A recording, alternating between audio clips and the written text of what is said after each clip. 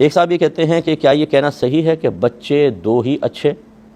یہ کہنا صحیح نہیں ہے کہ بچے دو ہی اچھے، اللہ تعالیٰ جتنے بچے عطا فرمائے، ہاں یہ ضرور ہے کہ ان میں توازن قائم رکھنا، کچھ فاصلہ رکھنا، کیونکہ عورت بھی ایک عورت ہے، وہ کوئی مشین نہیں ہے، بے جان چیز نہیں ہے۔ بچہ 9 مہینے تک پیٹ کے اندر رکھنا،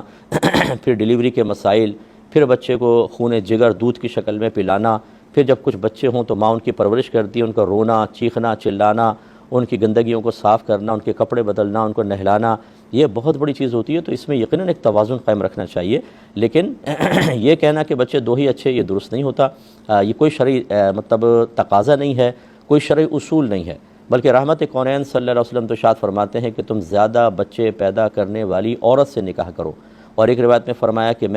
تم کثرت سے بچے پیدا کرو، مفہوم یہ ہے کیونکہ میں بروز قیامت اپنی امت کی کثرت پر فخر کروں گا۔ تو اس لیے بچے تھوڑے سے زیادہ ہونے چاہیے، لیکن بہت ہی زیادہ نہ ہوں، اور عورت کی صحت کا ضرور خیال رکھا جائے۔